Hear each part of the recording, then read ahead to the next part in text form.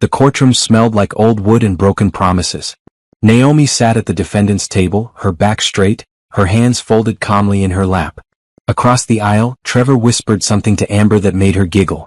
The sound echoed through the quiet room like nails on a chalkboard. Judge Henderson adjusted his glasses.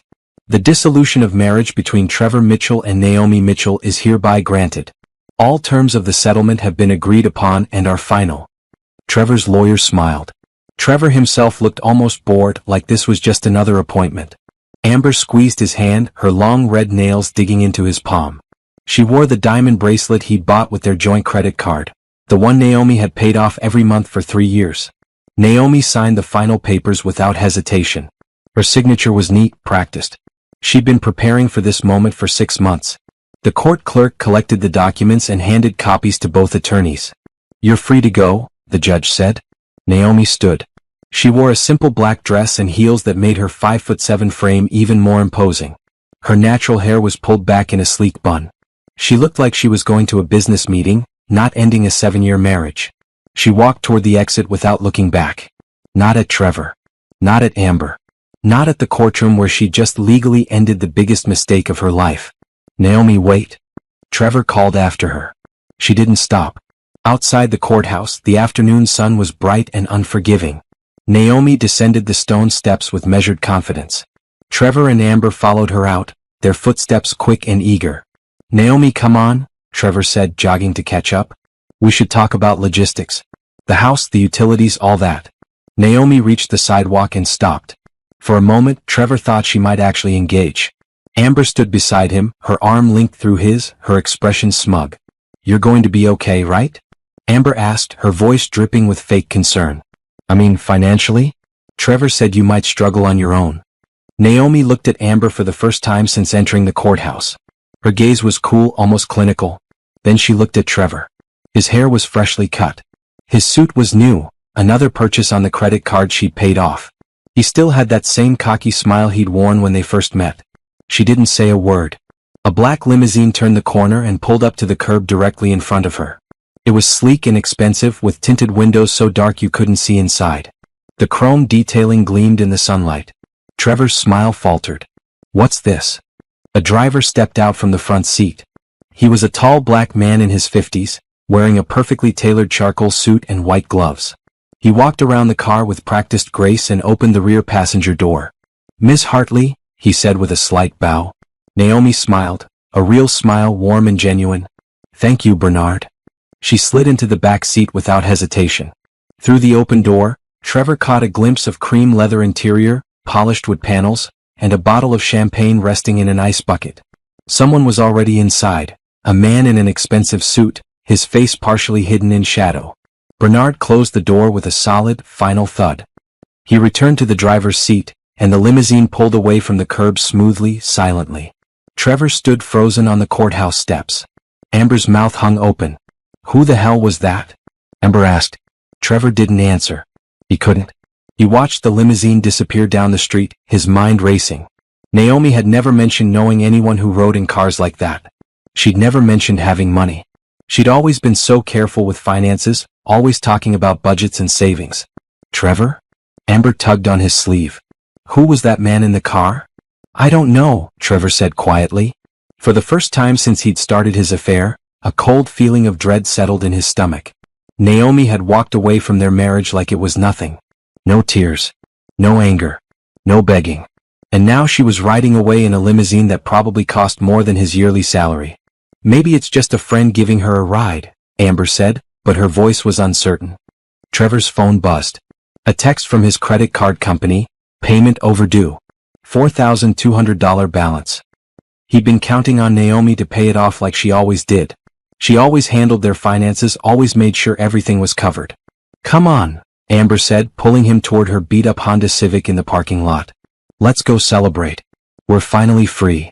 But Trevor couldn't shake the image of Naomi sliding into that limousine like she owned it. Like she belonged there. Like she'd been waiting for this moment all along.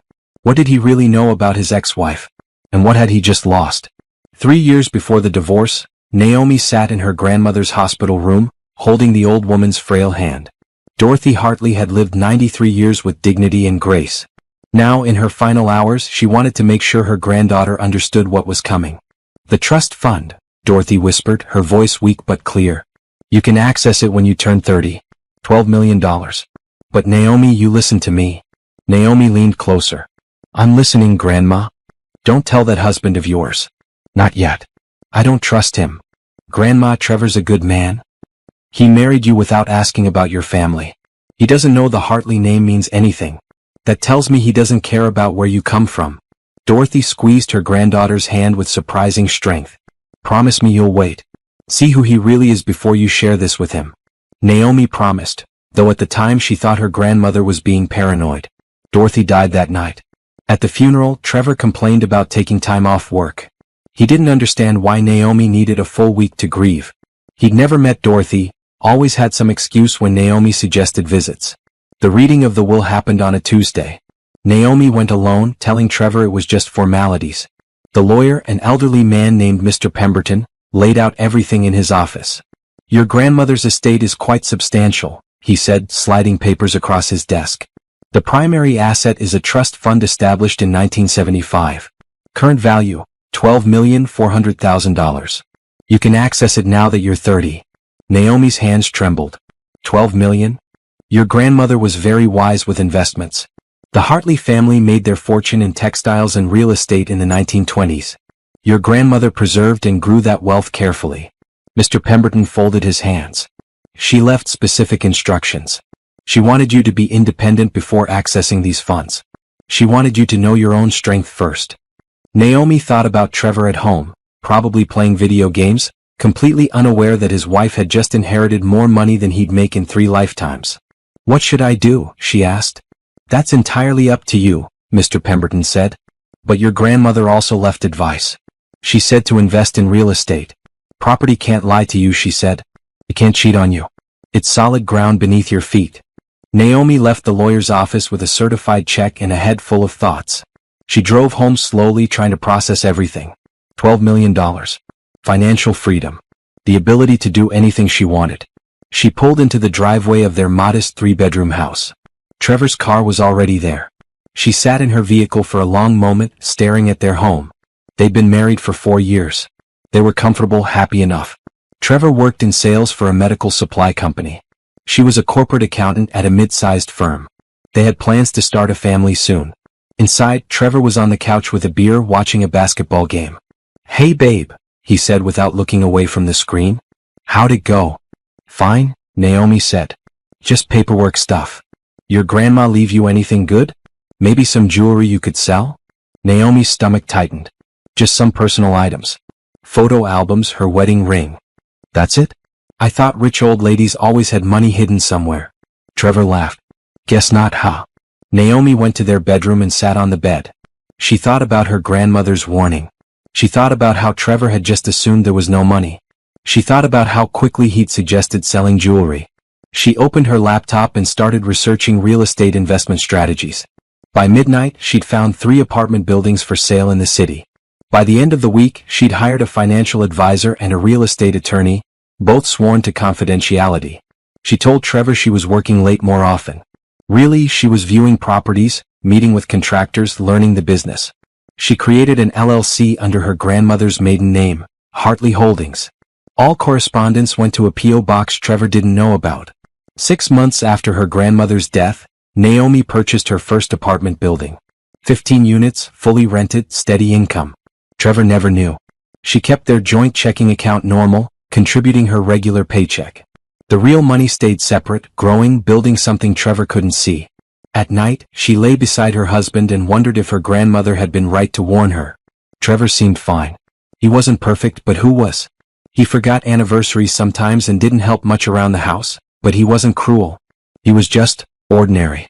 Then again, Dorothy Hartley hadn't built a fortune by trusting ordinary men. Naomi decided to wait and watch. If Trevor was the man she thought he was, she'd eventually share everything. If not, well, she'd have options. She never imagined she'd need those options so soon. 6 months before the divorce, Naomi noticed the changes. Trevor started showering the moment he got home from work instead of collapsing on the couch like usual. He bought new cologne, something expensive she didn't recognize. He joined a gym and went religiously every evening, even though he'd always said working out was boring. "I just want to get healthier," he said when she asked about the sudden fitness obsession. "We're not getting any younger." But he didn't invite her to join him, and he started locking his phone. Naomi had been managing their finances for years, so she reviewed their credit card statements like always. In March, she noticed charges at restaurants she'd never been to. A florist, a hotel in the downtown district, on a Tuesday afternoon when Trevor said he was at a work conference. Her hands shook as she stared at the hotel charge. $287 for a weekday afternoon. No conference would meet at that hotel. It was the kind of place people went for privacy. She wanted to be wrong. She wanted there to be an explanation. So she said nothing and paid the bill like always. But she started paying attention. Trevor's phone buzzed constantly. He'd grab it quickly, read messages with a little smile, then delete them. When Naomi walked into a room, he'd flip his phone face down. At night, he'd take it to the bathroom when he showered. "Who keeps texting you?" she asked one evening. "Just work stuff," he said casually. "You know how it is." But Naomi did know. She worked in corporate accounting. Work emails didn't make people smile like that. Work texts didn't need to be hidden. She gave him chances to tell the truth. She asked about his day, his coworkers, his projects. He lied smoothly every time. The lies came so easily that Naomi realized this wasn't new. He'd probably been lying about small things for years and she just never noticed. On a Wednesday in April, Naomi made a decision. She called a private investigator named Jerome Harris. He came recommended by Patricia Okonkwo, the divorce attorney Naomi had consulted months earlier when she was setting up her business LLC. Jerome was a former police detective, now in his 60s, with gray hair and kind eyes. They met at a coffee shop far from Naomi's neighborhood. "I need to know if my husband is cheating," Naomi said quietly. Jerome didn't judge. He'd heard it 1,000 times before. "Give me 2 weeks. I'll find out everything." He didn't need 2 weeks. He needed 5 days. Jerome called Naomi at work on a Monday morning. "Can you meet me this afternoon? I have what you need." They met at the same coffee shop. Jerome slid a manila folder across the table. Naomi's heart pounded as she opened it. Photos. Dozens of them. Trevor and a woman with long blonde hair and too much makeup. Kissing in a parking lot. Holding hands at a restaurant. Entering that same hotel. 3 different visits captured on camera. "Her name is Amber Rodriguez," Jerome said gently. "She's a receptionist at your husband's company. They've been seeing each other for about 8 months based on what I could track." 8 months. Naomi's vision blurred. "There's more," Jerome said. He slid another stack of papers across the table. "These are his credit card statements for the past year. I have a contact who could access them. That bracelet she's wearing in the photos? $1,500. The perfume? $300. Lingerie purchases, dinner dates, weekend trips, all on your joint credit card." Naomi did the math in her head. Trevor had spent over $20,000 on his affair. Money she had earned and paid off every month while he bought gifts for another woman. "Here's the text message logs," Jerome continued. "My contact pulled them from the phone company. You'll want to read these when you're alone." Naomi took the folder home that night after Trevor left for his gym session. She sat at the kitchen table and read every message. The things they said about her made her stomach turn. Trevor called her boring, uptight, too focused on work. Amber called her the obstacle and the wife. They joked about how clueless Naomi was, how she had no idea what was happening right under her nose. In one message Trevor wrote, "She'll be devastated when I leave her. But honestly, I can't wait to be free." Amber replied, "She'll probably beg you to stay. They always do." Naomi closed the folder. She didn't cry. She didn't scream. She felt something colder than anger settle in her bones. They thought she'd beg. They thought she'd be devastated. They thought she needed Trevor. They had no idea who she really was. Naomi opened her laptop and reviewed her real estate portfolio. 3 apartment buildings now worth a combined $18 million. Monthly rental income, $95,000. Her trust fund had grown to $14 million through careful investments. She pulled up her bank account statements. Her personal wealth, hidden from Trevor this entire marriage, totaled $32 million. Naomi picked up her phone and called Patricia Okonkwo. "I'm ready to file," she said. "And I want him to get nothing." While Trevor continued his affair, believing Naomi was clueless, she built an empire in the shadows. Every evening when Trevor left for the gym, Naomi attended property viewings, contractor meetings, and investment consultations. She told Trevor she was working late on a big project at her accounting firm. He barely listened when she talked about work anyway. By July, Hartley Holdings owned 5 properties, 3 apartment buildings, 1 commercial office space, and a small shopping plaza. Her property manager, a sharp woman named Simone Crawford, handled the day-to-day operations while Naomi focused on acquisitions and strategy. "You have an eye for undervalued assets," Simone told her during one of their weekly meetings. "These properties are going to triple in value over the next 5 years. Naomi smiled. "My grandmother taught me that land and buildings don't lie. They're solid." "Unlike some people," Simone said, glancing at the photo on Naomi's phone screen. Her wallpaper still showed her and Trevor from their wedding day. Naomi had told Simone about the affair. She had to tell someone, and Simone had proven trustworthy. The older woman had been through her own divorce years ago. "When are you going to confront him?" Simone asked. "When everything is in place," Naomi said. "I won't give him a chance to hide assets or claim he deserves any of this. I need my legal protection airtight." That's when Naomi intensified her work with Patricia Okonkwo.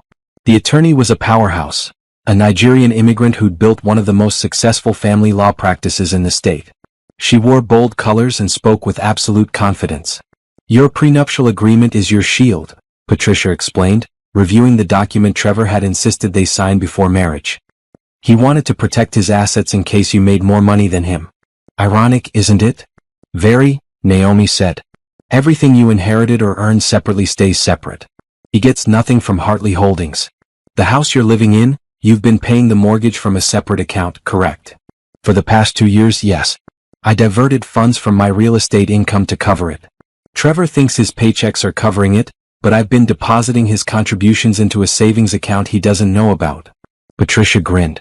"That house is yours then. He'll have to move out." They spent weeks preparing.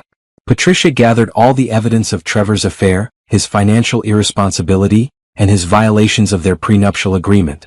Jerome provided additional documentation, hotel receipts, restaurant bills, even a recording of Trevor telling a coworker about his plans to divorce Naomi, "Once I figure out how to keep the house." In August, Naomi purchased her 6th property, a luxury apartment building with a penthouse unit. She had the penthouse furnished in secret. Custom furniture, modern art, a kitchen with top-of-the-line appliances. It was her escape plan, ready when she needed it. Trevor noticed nothing. He was too busy with Amber. Naomi watched him lie to her every day. He'd kiss her goodbye in the morning, tell her he loved her, then spend his lunch break texting his mistress. She saw everything now, every deception, every fake smile. "Doesn't it hurt?" Simone asked during one of their meetings. "Living with him while knowing?" "No," Naomi said honestly. "I stopped loving him the moment I read those text messages. Now he's just a problem I'm solving." By September, Naomi's portfolio was worth $38 million. Her monthly income from rent exceeded $200,000. She'd also started a charitable foundation in her grandmother's name, planning to fund educational programs for young women. Trevor came home one night bragging about a bonus at work. $5,000, baby. We should take a trip or something." Naomi smiled. "That's great, honey." She'd made $5,000 that afternoon in rental income alone. But she let him have his moment. "I'm thinking we should start trying for a baby soon," Trevor said, sitting beside her on the couch. "We're not getting younger." Naomi's stomach turned. He was planning a future with her while sleeping with Amber. The audacity was almost impressive. "Let's wait a bit longer," she said carefully. "I want to make sure we're really ready." Sure, Trevor said, already distracted by his phone. Another text from Amber, no doubt. That night, Naomi lay awake beside her sleeping husband. She felt no sadness anymore. Just determination. October arrived with cooler weather. Naomi scheduled the confrontation for a Sunday evening. Everything was ready. The divorce papers prepared, her new penthouse furnished, her bank account separated, her evidence organized. She'd given Trevor 7 years of her life. 7 years of loyalty, of paying bills he didn't contribute to, of building a home while he tore it apart behind her back. Now she was taking back her power. And Trevor had no idea what was coming. The Sunday evening Naomi had chosen was unremarkable, cool October air, quiet neighborhood, nothing special. Trevor was in the living room watching football, a beer in hand, completely relaxed. Naomi walked in and turned off the television. "Hey," Trevor protested. "The game's on." "We need to talk," Naomi said. She placed a manila folder on the coffee table between them. Trevor's expression shifted from annoyance to confusion. What's this about? Open it. He reached for the folder slowly like it might bite him. Inside were the photos. Him and Amber kissing, holding hands, entering hotels. His face went pale. Naomi, I can explain. Don't. Her voice was calm, almost detached. There's more. She pulled out the credit card statements with charges highlighted in yellow. Every gift, every dinner, every hotel room. $23,000 over 8 months. The text messages are in there too, she continued. All the times you called me boring. All the times you and Amber laughed about how clueless I was. All your plans to leave me once you figured out how to keep the house. Trevor's hands shook as he flipped through the evidence. Baby, listen, it's not what it looks like. It's exactly what it looks like. He stood up, his shock turning to anger. You had me followed? You invaded my privacy? You used our money to buy gifts for your mistress. You lied to me every single day. But sure, let's talk about privacy. Trevor ran his hands through his hair. His phone buzzed on the coffee table. Amber's name flashed on the screen. He ignored it. Okay, yes, I made mistakes, he said, switching tactics. But we can work through this. Marriage counseling, whatever you want. I'll end things with her right now. I want a divorce. The words hung in the air. Trevor stared at her like she'd spoken a foreign language. You don't mean that, he said. I've already filed the papers. You'll be served tomorrow at work. Trevor's face turned red. You can't just, Naomi, be realistic. You can't afford this house on your own. Your job doesn't pay that well. You need me. Naomi almost laughed. Do I? Yeah, you do. Who's going to help with bills? Who's going to? He gestured around their home. You think you can maintain all this alone? You're going to struggle and you'll come crawling back. I won't. You will, Trevor said, his voice cruel now. And I might not take you back. You're not exactly a prize, Naomi. You're 32, you work all the time, you're boring as hell. Amber's fun. She's exciting. She actually wants to spend time with me. Then go be with her. Maybe I will. Trevor grabbed his phone and his keys. You know what? Fine. You want to do this? We'll do this. But don't come crying to me when you can't pay your rent in some crappy apartment. He stormed toward the door, then turned back. You're making a huge mistake. You'll never find anyone better than me. Naomi met his eyes. I already have. It was a lie, she wasn't seeing anyone, but Trevor didn't need to know that. His face twisted with confusion and rage. He slammed the door on his way out. Naomi listened to his car peel out of the driveway. Then she pulled out her phone and called her moving company. I need you to come tomorrow morning. I'm relocating to my penthouse. That night, she packed her personal belongings. Clothes, photos from before Trevor, her grandmother's jewelry, important documents. She left behind everything they'd bought together. She didn't need any of it. By dawn, the moving truck arrived. Professional movers loaded her boxes efficiently. Naomi took one last look at the house she'd been paying for while Trevor thought he was the provider. Then she locked the door and left her keys on the kitchen counter. The penthouse was on the 20th floor of her newest building, with floor-to-ceiling windows overlooking the city. Modern furniture, a chef's kitchen, a master suite with a bathroom bigger than most bedrooms. This was hers. Actually hers. Trevor got served with divorce papers at his office that Monday. According to Jerome, who still had contacts at Trevor's company, he'd thrown the papers across the room and stormed into his boss's office demanding time off. He was denied. He called Naomi 73 times that day. She blocked his number. He showed up at her old address that evening, the house she'd left. He pounded on the door, but she wasn't there. A neighbor told him she'd moved out. Trevor's confusion must have been spectacular. He tried her office. Security wouldn't let him past the lobby. Finally, he sent an email. Naomi, please. We need to talk about the settlement. Be reasonable. We can work this out. Naomi forwarded the email to Patricia without responding. He has no idea what's coming, does he? Patricia said during their phone call. None, Naomi confirmed. Good, Patricia said. Let's keep it that way until the court date. The settlement conference happened 3 weeks after Trevor was served. He walked into Patricia's office expecting a negotiation. Instead, he got a demolition. Patricia's conference room was pristine. Glass table, leather chairs, walls lined with law books. Trevor sat across from Naomi with his attorney, a young guy named Craig who looked fresh out of law school and completely overwhelmed. Let's get started, Patricia said, opening a leather portfolio. My client is seeking a clean dissolution of marriage with division of assets according to the prenuptial agreement signed in 2016. Craig cleared his throat.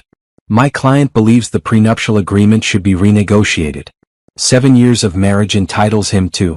Your client is entitled to nothing, Patricia interrupted smoothly. The prenuptial agreement is ironclad. It was reviewed by independent counsel before signing. Your client insisted on it, actually. She slid a document across the table. His email to Ms. Mitchell, dated March 2016, we should both protect our assets in case one of us becomes more successful. He was quite adamant. Trevor's jaw tightened. I didn't think she'd actually use it against me. That's not how legal contracts work, Patricia said. Now let's review the assets. The marital home at 847 Birchwood Drive. That's half mine, Trevor said quickly. Patricia smiled. It wasn't a nice smile. Actually, it's not. Ms. Mitchell has been solely responsible for the mortgage payments for the past 2 years. We have bank statements proving this. It produced another stack of papers. You believed you were contributing, but your deposits went into a separate savings account. The mortgage was paid from Ms. Mitchell's personal funds. Trevor's face went red. That's not possible. I watched her pay the bills. You watched her manage finances, Patricia corrected. You never actually verified where the money came from. The house is Ms. Mitchell's separate property. You have 30 days to vacate. 30 days? Where am I supposed to go? That's not our concern, Patricia said. Moving on, joint credit card debt totaling $23,000. Craig jumped in looking relieved. That should be split equally. Normally, yes, Patricia agreed. However, we've documented that Mr. Mitchell accrued this debt through an extramarital affair. Hotel rooms, gifts, dinners, all for his mistress, Ms. Amber Rodriguez. She slid photos across the table. Adultery negates his claim to equal debt division. Ms. Mitchell has already paid off these cards. Mr. Mitchell will reimburse her the full amount. $23,000. Trevor stood up. This is insane. You can't. Sit down, Mr. Mitchell, Patricia said calmly. We're not finished. Craig put a hand on Trevor's arm, urging him back into his seat. Trevor sat, his face a mixture of rage and panic. Bank accounts, Patricia continued. Ms. Mitchell will retain her personal accounts. The joint checking account, currently holding $1,200, will be split equally. That's it, Trevor said. $600? You've been spending considerably more than you've been earning, Patricia noted. Ms. Mitchell covered the shortfall. You're fortunate she's not seeking reimbursement for years of financial support. Trevor looked at Naomi for the first time since entering the room. You're really doing this? You're going to leave me with nothing? Naomi's expression didn't change. You left yourself with nothing. Your retirement account remains yours, Patricia told Trevor. Approximately $41,000. Ms. Mitchell has no claim to it. What about her retirement? Trevor demanded. Ms. Mitchell's retirement accounts are her separate property, established before the marriage. The prenuptial agreement is clear on this. Trevor turned to Craig desperately. Do something. Craig looked at his notes, then at the prenuptial agreement, then at Patricia's evidence. Mr. Mitchell, she's right. The agreement you signed protects her separate assets. And the affair, it compromises your position significantly. This is because I cheated? One mistake and she gets everything? 8 months isn't a mistake, Naomi said quietly. It's a choice you made every single day. Trevor's phone buzzed. He glanced at it, Amber calling again. He declined the call. There's one more thing, Patricia said. Ms. Mitchell is willing to waive the $23,000 debt reimbursement on one condition. Trevor leaned forward, grasping at hope. What condition? You sign these papers today and never contact Ms. Mitchell again. No calls, no texts, no emails, no showing up at her home or workplace. A clean break. And if I don't agree? Then we go to court where all of this becomes public record, Patricia said. Your employer will learn you violated company policy by having an affair with a subordinate. Ms. Rodriguez is a receptionist. You're in management. That's a fireable offense. Your friends and family will learn the details of your infidelity. And you'll still end up with the same settlement, but you'll owe the $23,000 plus legal fees. Craig whispered something to Trevor. Trevor closed his eyes, defeated. Where do I sign? He asked. Patricia slid the divorce decree across the table. Trevor signed with shaking hands. Naomi signed her name next to his. Calm, steady, final. The court will finalize this in 60 days, Patricia said. Mr. Mitchell, you have 30 days to vacate the property. Ms. Mitchell will not be present during your move. Leave your keys on the kitchen counter when you're done. Trevor stood without another word and walked out. Craig gathered his papers and followed, apologizing to Patricia for wasting her time. When they were gone, Patricia turned to Naomi. How do you feel? Free, Naomi said. And she meant it. 3 months after the divorce was finalized, Naomi sat in a conference room at the Chicago Hilton, surrounded by real estate developers and investors. The National Commercial Real Estate Summit was the biggest industry event of the year, and Hartley Holdings had been invited to present. Naomi stood at the podium, a slideshow behind her showing her portfolio, 8 properties now worth $45 million combined. She wore a navy blue suit, her natural hair in elegant locks, her confidence radiating through the room. Affordable housing isn't just good ethics, she told the audience. It's good business. The demand is there. The need is there. And investors who recognize this early will dominate the market for decades. The applause was genuine. After her presentation, at least a dozen people approached her with business cards and partnership proposals. One of them was Darius Whitmore. He was tall, maybe 6'3", with dark brown skin, a closely trimmed beard touched with gray, and eyes that actually focused when he listened. He wore an expensive suit but no wedding ring. Impressive presentation, he said, extending his hand. Darius Whitmore, CEO of Whitmore Development Group. Naomi knew the name. Whitmore Development was a national firm worth billions, specializing in large-scale mixed-use properties. Thank you, she said, shaking his hand. I'm familiar with your work. The Renaissance Plaza in Atlanta is stunning. You've been there? I studied it. The way you integrated affordable units with luxury condos without segregating them, brilliant. Darius smiled. Most people focus on the luxury side. You're the first person at this conference who mentioned the affordable units. They talked for 20 minutes, discussing zoning challenges, financing structures, and community impact. Naomi found herself relaxed, genuinely engaged. Darius wasn't trying to impress her or compete with her. He asked real questions and listened to her answers.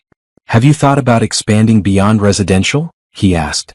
I'm looking at commercial properties, Naomi admitted. But my focus is creating stable communities. Residential gives me that foundation. Smart, Darius said. Would you be interested in consulting on a project I'm developing? Mixed-use property in Detroit. I could use someone with your perspective. Consulting or partnership? Partnership, Darius said without hesitation. I don't need a consultant.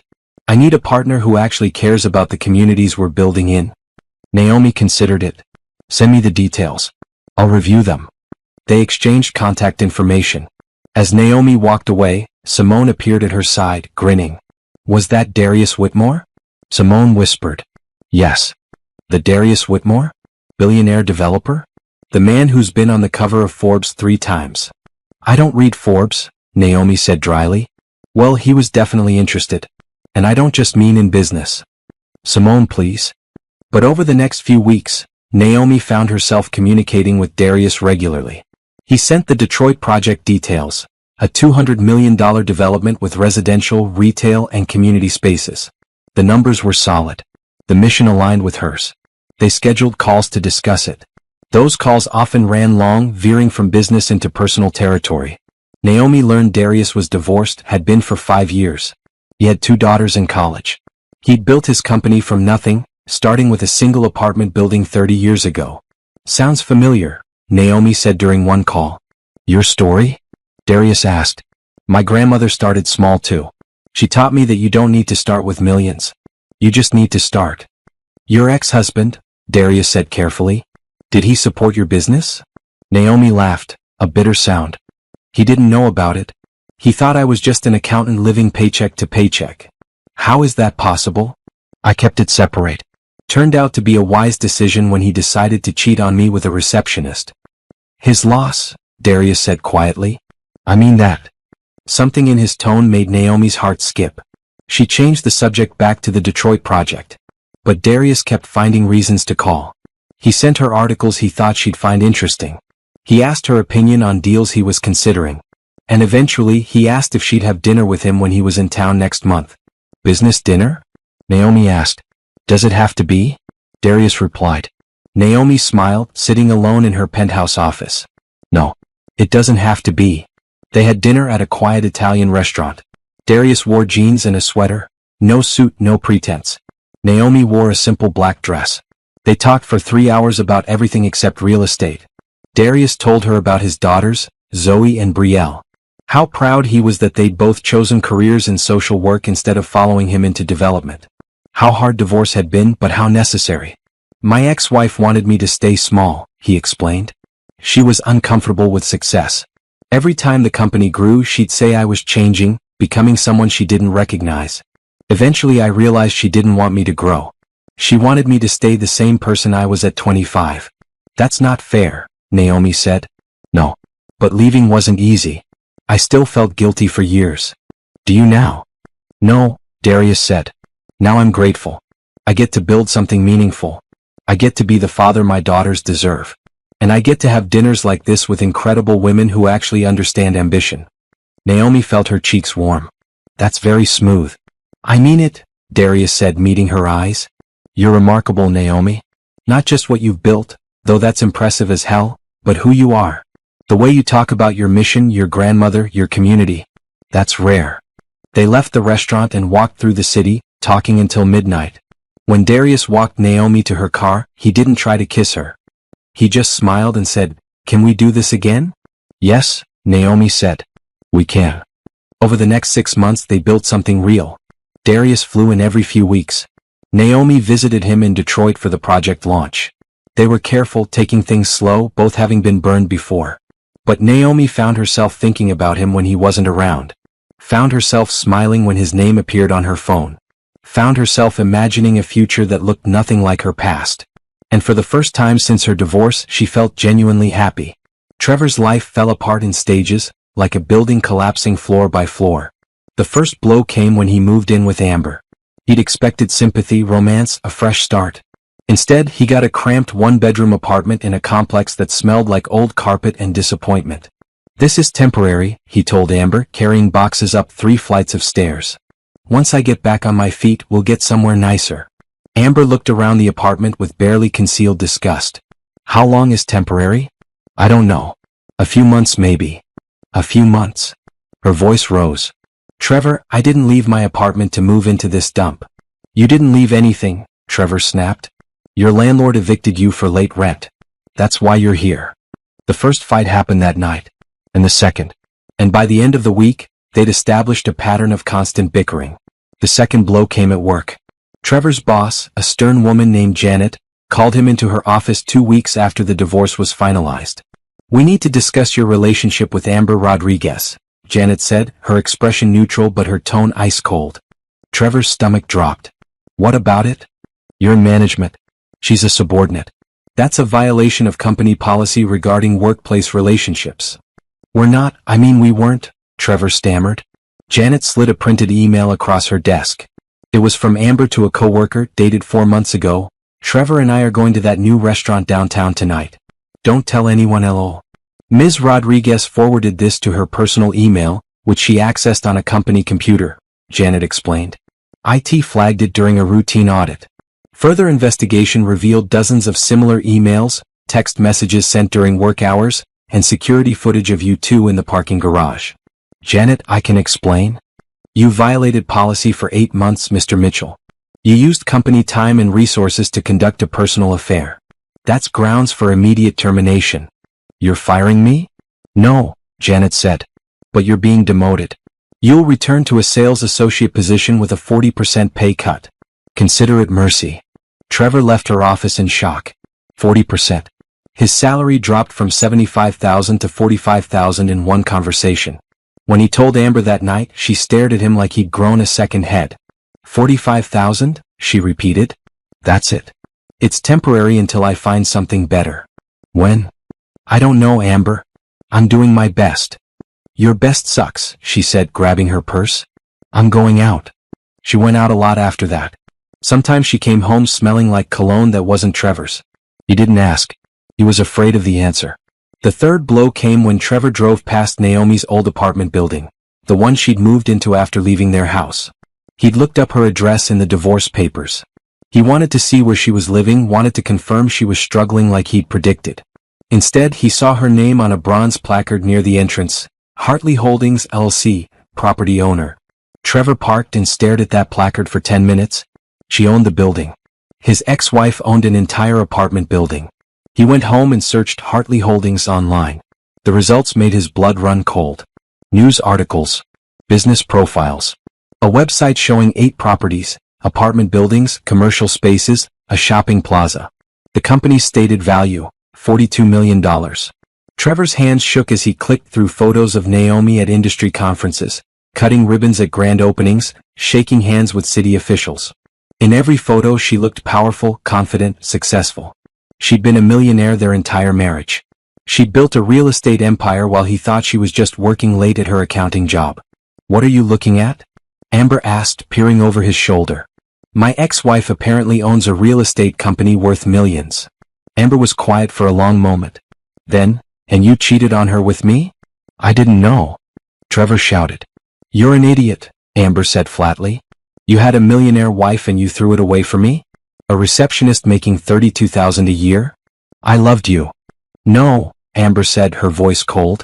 "You loved the idea of me. You loved that I made you feel important. But guess what? You're not important, Trevor. You're a middle-aged guy with a mediocre job and no money. And I'm done." She started packing that night. By morning she was gone. She'd left a note. "Tyrell from accounting has his own place and a decent car. Good luck." Trevor sat alone in his shabby apartment, surrounded by unpaid bills and broken dreams. He'd lost everything. His wife, his home, his job status, his girlfriend. All because he'd thought he deserved better than Naomi. He pulled out his phone and scrolled to her blocked number. He'd saved it under a different contact name to get around the block. His fingers hovered over the call button. What would he say?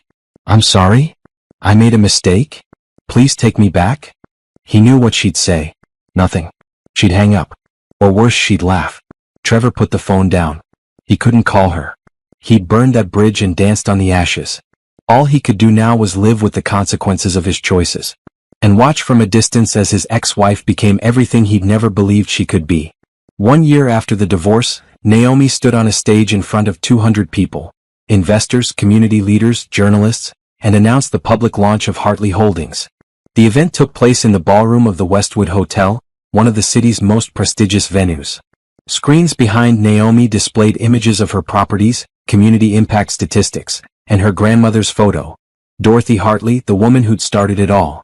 "My grandmother taught me that wealth isn't just about money," Naomi said into the microphone. "It's about what you build, who you help, and what you leave behind. Hartley Holdings isn't just a real estate company. It's a legacy." She detailed her plans. 10 new affordable housing developments over the next 5 years, partnerships with local schools to provide financial literacy programs, and a scholarship fund for young women pursuing careers in business and real estate. "We're committing $50 million to these initiatives," Naomi announced. The room erupted in applause. Cameras flashed. Reporters scribbled notes. After the presentation, Naomi did interviews with 3 major business publications. She talked about her grandmother, her vision, and her strategy. She didn't mention Trevor once. He wasn't part of her story anymore. Darius was there, standing at the back of the room, watching with obvious pride. When the reporters finally left her alone, he approached with a champagne flute. "You were incredible," he said, handing her the glass. "I was terrified," Naomi admitted. "Didn't show. You looked like you've been doing this your whole life." "Maybe I have," Naomi said. "I just didn't know it yet." They clinked glasses. Around them, investors and community leaders mingled, networking, making deals. Simone was in her element, schmoozing with potential partners. Patricia Okonkwo was there too, having invested in Hartley Holdings herself. "This is your moment," Darius said quietly. "How does it feel?" "Like I'm finally exactly where I'm supposed to be." The launch made waves. By the end of the week, Naomi's face was on the cover of Regional Business magazine with the headline, "The Hidden Millionaire, How One Woman Built a Real Estate Empire in Secret." The article told her story, or the part she chose to share. Her grandmother's legacy. Her strategic investments. Her vision for affordable housing. The writer called her a force of nature in designer heels. Trevor saw the magazine at a newsstand. He was walking home from his sales job, exhausted and broke, when the cover caught his eye. Naomi's face, confident and beautiful, staring out at him.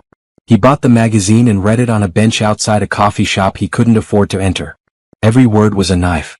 When asked about her personal life, Ms. Hartley Mitchell, who has reverted to her maiden name, spoke warmly about her late grandmother but declined to discuss her recent divorce. "That chapter is closed," she said. "I'm focused on building something that matters." The article mentioned her partnership with Whitmore Development Group. It showed photos of Naomi and Darius at the Detroit project groundbreaking, standing close, both smiling. Trevor's new girlfriend, a cashier at a grocery store where he shopped, walked by and saw him reading. "Isn't that your ex-wife?" she asked. "Yeah," Trevor said numbly. "She's really successful." "What does she do?" "She owns a real estate empire worth $50 million. His girlfriend stared at him. "And you divorced her?" "She divorced me," Trevor corrected. "Why?" Trevor couldn't answer that. Couldn't admit he'd cheated, that he'd thrown away the best thing in his life for someone who'd left him the moment his money dried up. "It's complicated," he finally said. His girlfriend shrugged and kept walking. Trevor sat on that bench for another hour, reading the article over and over, torturing himself with what he'd lost. Naomi never thought about Trevor anymore. She had no idea he'd seen the magazine or that he spent his nights scrolling through news articles about Hartley Holdings, watching his ex-wife's success from a distance. She was too busy actually living, building, growing, creating something bigger than revenge, bigger than anger, bigger than anything Trevor had ever imagined she could be.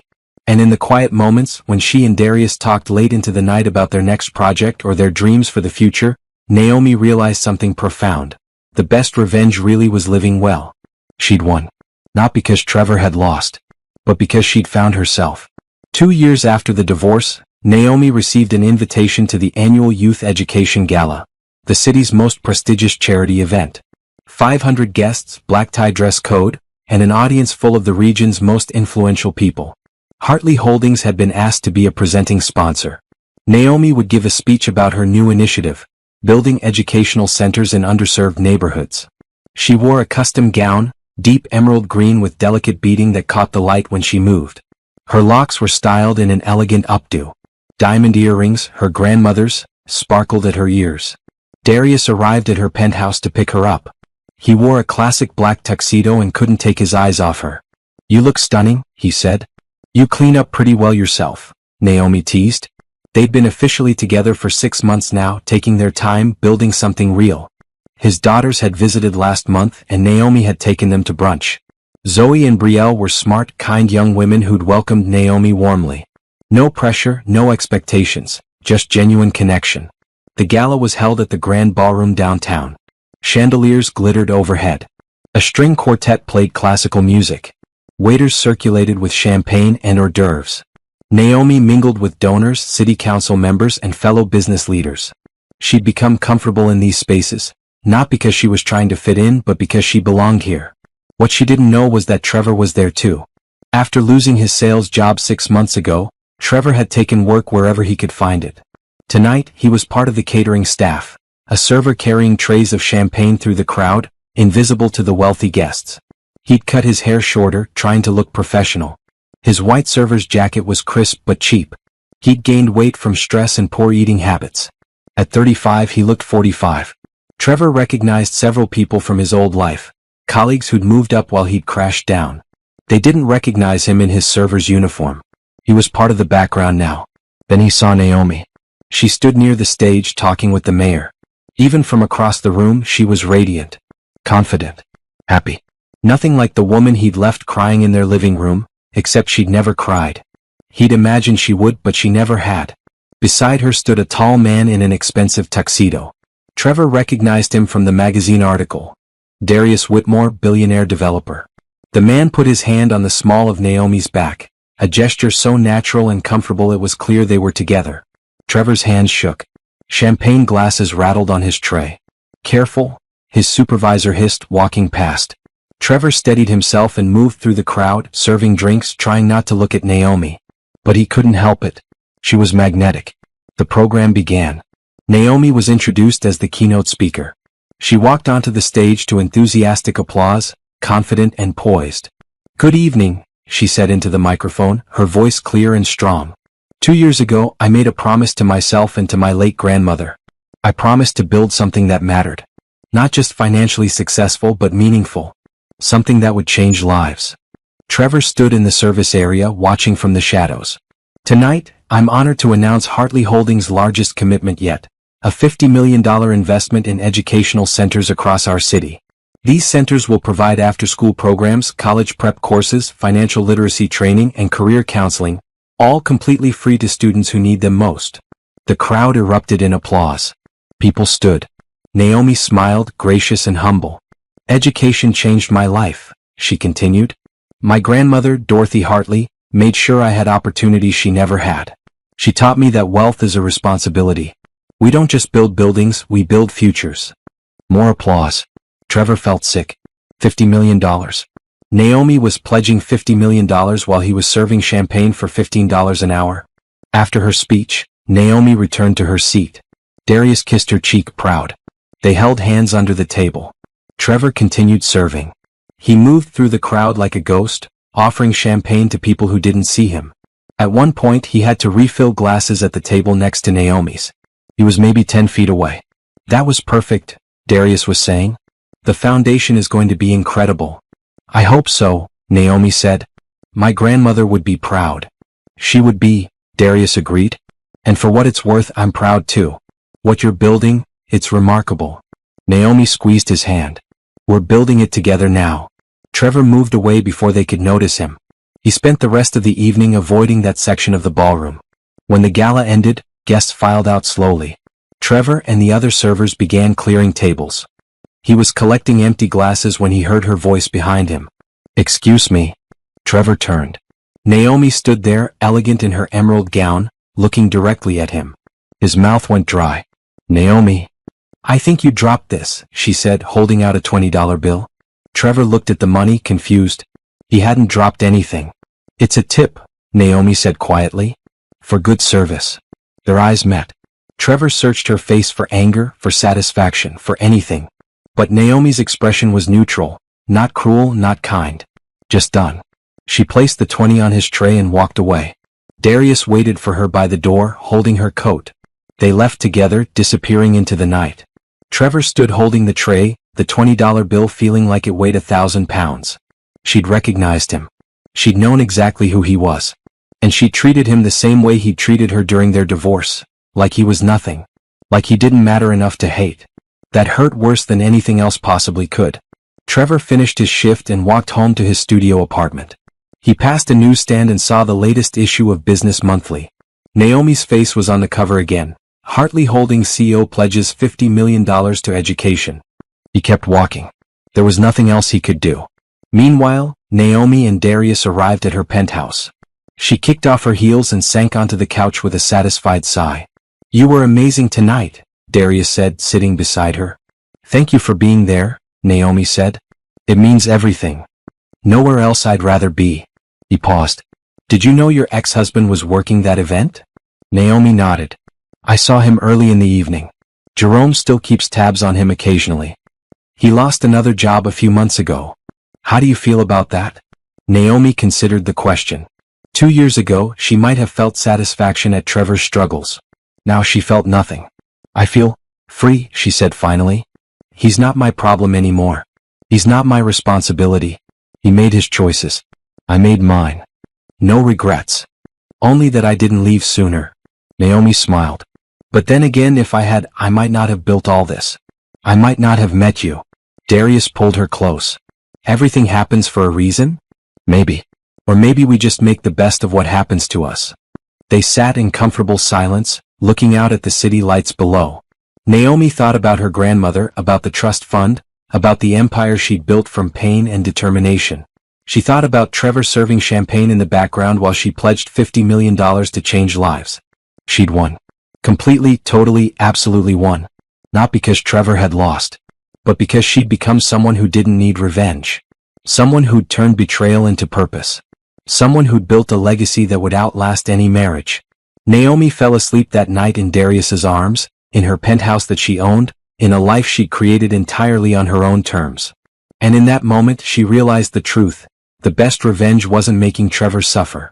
The best revenge was forgetting he'd ever mattered at all.